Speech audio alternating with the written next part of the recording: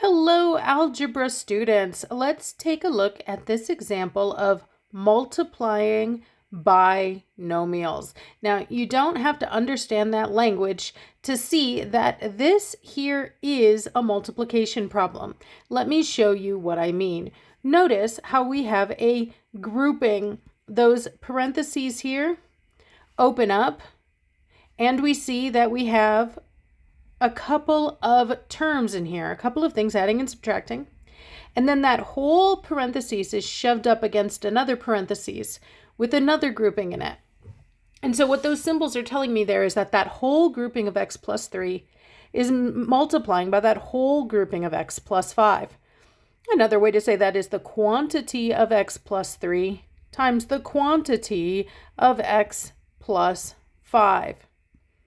Now remember that we learned that just like when you have two-digit numbers and you pass out every digit of one number to every digit of the other, we're going to do the same thing when we multiply with these binomials. We're going to take the first term and we're going to pass it out to multiply with every term in the next grouping. And then we'll do the second term, positive 3, and we'll do the same thing, multiply it through. Let's go ahead and start that. So I'll start with that first term, x, and I'll pass it out. Passing it out to the first term in the next grouping. X times x is x squared. Remember what x squared means. It means two x's multiplying, or two factors of x. And now I need to multiply x times positive 5. The sign in front of a number belongs with it. When I'm multiplying, I'm going to read that as either positive or negative, depending on whether I have a plus or a minus. So x times positive 5 is just positive 5x.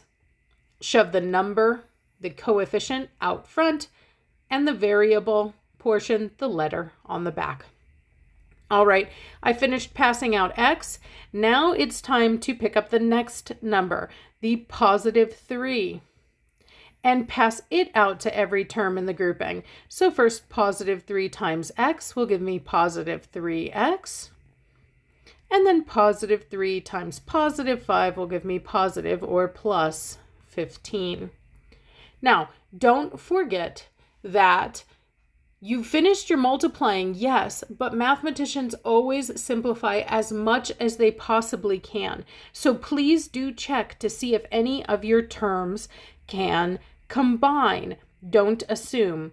And indeed, I see some like terms here. Some terms with the same variable portion. They have the same letter. So they're like and they can combine.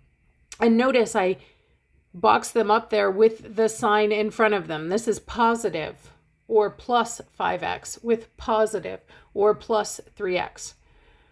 Now it's tricky because when I was multiplying, I read that as positive, but now that I'm adding and subtracting, I'm actually going to read it as plus. So I have positive 5x, it's out front, I always just say positive, plus 3x. And you may do that in your calculator. You can add 5 plus 3, but of course you're going to find out that you get positive 8.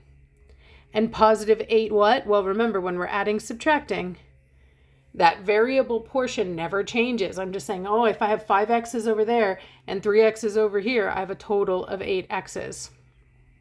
Now, there's no other terms that are like with the x squared. There's no other x squared term, so it'll just drop.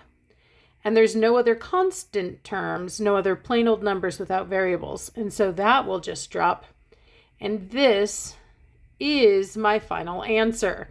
There's no more like terms. And so this is as simple as this is going to get. X squared plus 8x plus 15.